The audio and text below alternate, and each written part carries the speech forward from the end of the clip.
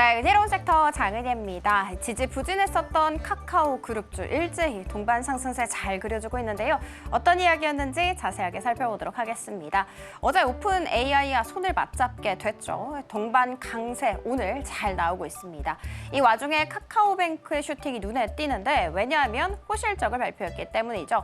2024년 연간 순이익이 4,400억 원을 넘어서게 되면서 전년 대비해서 24% 증가했습니다. 자, 그리고 표를 통해 아시는 것처럼 2021년부터 시작해서 순이익 추이가 꾸준하게 우상향 그래프를 그리고 있는 거 확인을 해볼 수가 있고요. 그리고 2024년 연간 영업이익 같은 경우에도 6천억 원을 넘어서게 되면서 전년 대비해서 27%가량 슈팅이 나왔습니다. 4분기만 따로 떼어놓고 보자면 영업이익 같은 경우에는 1,100억 원 넘게, 순이익 같은 경우에도 800억 원 넘게 좋은 호실적을 기록하게 됐습니다. 자, 그러면 호실적의 배경은 무엇일까? 신규 고객이 많아졌습니다. 1년 만에 204만 명의 신규 고객을 유입한 것으로 알려졌고요. 눈여겨봐야 하는 점은 비이자 수익입니다. 비이자 수익이 전체 영업 수익 중에서 30% 비중을 차지를 했는데 특히 대출 비교 서비스 그리고 투자 서비스가 큰 폭으로 좀 성장을 하게 되면서 수수료, 플랫폼 수익이 3,017억 원을 달성했다라고 이야기했습니다. 카카오뱅크뿐만이 아닙니다. 카카오페이가 또 어제 실적 발표를 했었는데 꽤 좋았습니다.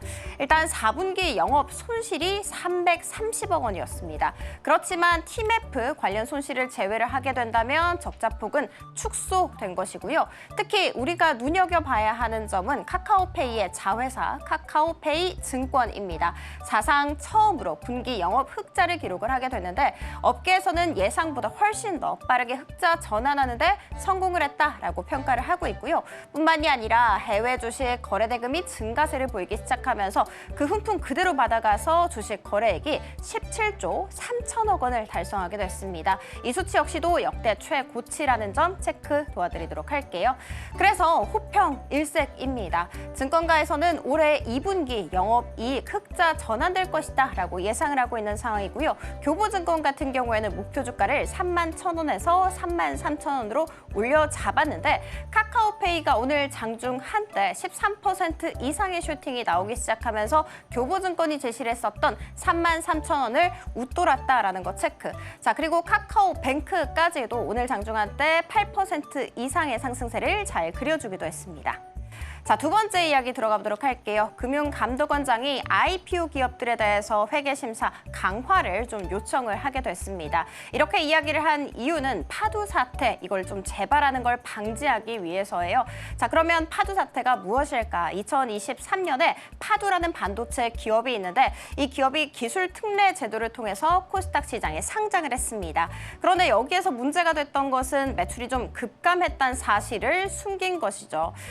코스닥 시장에 상장을 하기 전에 2022년 매출을 564억 원으로 신고를 했었거든요. 그런데 상장 후에 첫 분기 매출이 3억 원에 불과했습니다. 시장은 정말 쇼크를 받았고요.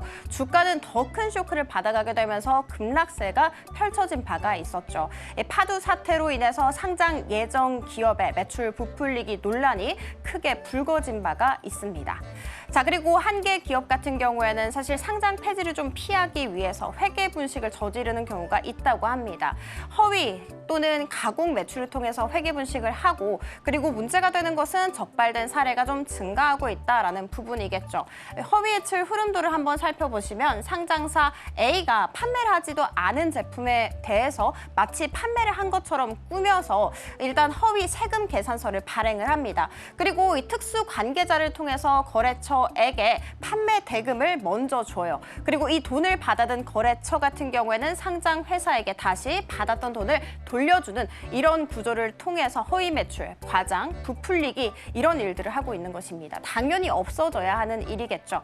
그래서 금감원장은 한 개 기업 징후가 있는 기업들을 선별을 해서 선제적으로 심사, 감리를 실시를 할 것이며 회계 분식 적발이 되게 된다면 즉각적으로 시장에서 퇴출하겠다라는 계획을 꺼내놓기도 했습니다. 자, 그리고 금감원장은 9개 회계법인 CEO가 참석한 자리에서 이렇게 이야기했습니다. 합병가액 평가할 때 객관성, 공정성에 힘을 써달라라는 당부의 목소리를 했고요. 그리고 기업들이 스스로 좀 자율적으로 지배구조 개선을 꾀하는 유인책도 마련을 했습니다. 사실 이 유인책은 지난해 말에 나왔어요. 지배구조 우수 기업으로 선정이 되게 된다면 감사인을 좀 자유롭게 선임할 수 있는 기간을 종전 6년에서 9년까지 확대를 시킵니다.